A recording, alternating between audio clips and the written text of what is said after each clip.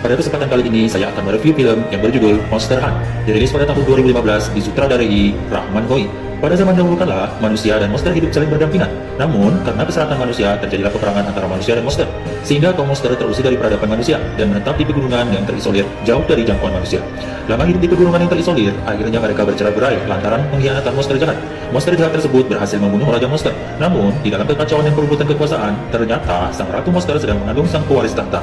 Menurut legenda, putra pewaris tahta diramparkan akan merubah dunia manusia dan monster, sehingga sang ratu dan pengikutnya diburu mati-matian. Dalam pemburuan, sang Ratu Monster berhasil ditangkap oleh monster jahat. Monster jahat tersebut berusaha mengeluarkan janin bagi monster, namun dapat diselamatkan oleh dua pengikut setianya yang tak lain adalah pasangan suami istri. Mereka pun segera kabur. Lagi-lagi dapat dihadang monster jahat. Dalam keadaan terdesak, salah satu pengikut ratu berhasil menggoda monster jahat. Namun suaminya cemburu. Karena cemburu, terjadilah perkelahian antara mereka, sehingga akhirnya suaminya terdesak. Melihat hal itu, istrinya segera meloncat dan menendang kuat dari jauh, sehingga monster jahat itu jatuh terpental, terjebak pohon, dan mereka pun lolos dan berlari hingga ke dunia manusia.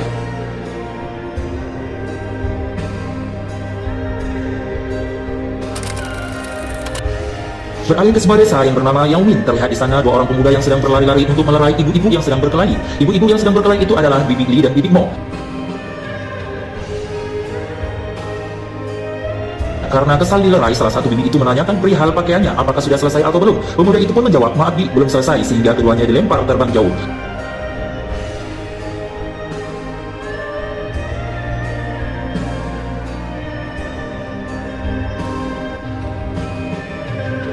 Di desa tersebut dipimpin oleh seorang wali kota, di mana wali kota tersebut adalah seorang pemuda yang bernama Song Tianyin, ditemani sahabatnya yang bernama Xiao Wu. Namun, menjabat sebagai seorang wali kota, Song Tianyin tidak dihormati warganya, lantaran wali kota sesungguhnya adalah ayah Tianyin. Dikarenakan suatu ketika ayahnya pergi dan tak pernah kembali dalam suatu urusan yang tidak diketahui. Kembali lagi kepada Song Tianyin, selain menjabat sebagai wali kota, ia memiliki pekerjaan sebagai penjahit pakaian. Song Tianyin tinggal bersama neneknya yang sudah pikun. Saat pulang ke rumah, Tianyin terbiasa dengan jebakan yang dibuat oleh neneknya. Tianyin pun meletakkan sebuah kayu di tempat jebakan tersebut. Apabila jebakan tersebut dipijak, maka perangkap sebuah jaring akan menggantung.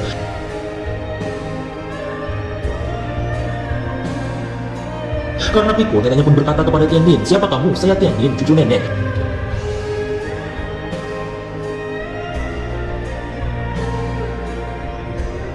Neneknya selalu berkata kepada Tianyin bahwasanya ayahnya adalah pahlawan pedang yang tak tertandingi dan pemburu monster terbaik di istana. Neneknya juga berkata, ini adalah pedang peninggalan keluarga Song, pedang pemburu monster. Namun, Tianyin mengatakan pedang itu mirip mainan. Karena perkataan Tianyin, neneknya pun kesal. "Kamu itu sangat bodoh, kamu tak mengerti apa-apa. Apakah kamu hari ini berlatih jurus spesial keluarga Song?" "Belum, Nek." Lalu Tianyin mempraktekannya.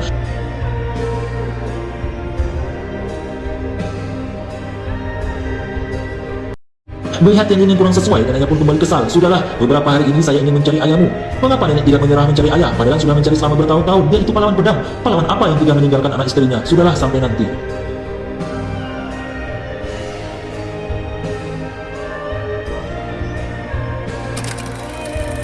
Sementara diperlihatkan sebuah kerajaan. Terlihat di sana ada seorang raja yang sedang membahas tentang bagi Raja Monster. Raja itu mengatakan monster tidak diterima di dunia manusia. Bagi Raja Monster itu bisa membuat kekacauan dan para monster akan kabur kemana-mana. Sehingga sang raja memerintahkan untuk menangkap bayi tersebut dan semua monster yang melewati perbatasan. Raja tersebut memiliki kursi emas, memiliki 2 mata dan 4 kaki yang bisa berjalan mengikuti sang raja, bisa naik dan turun sesuai dengan keinginan raja. Raja tersebut mengatakan apabila bagi Raja Monster ditangkap, maka biro pemburu monster akan kembali berkuasa yang tidak tertandingi. Setelah pembahasan tersebut, raja pun merayakan dengan minuman dan makanan yang ada di atas meja.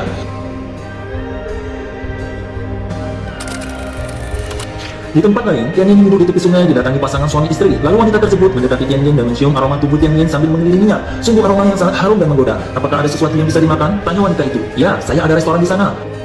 Namun, suaminya berkata, "Ayo kita pergi, berhenti berbicara dengan si pincang ini." Istrinya pun menimpali, "Abaikan saja dia, dia itu cemburu. Lihatlah wajahnya, terlihat imut saat cemburu kan?"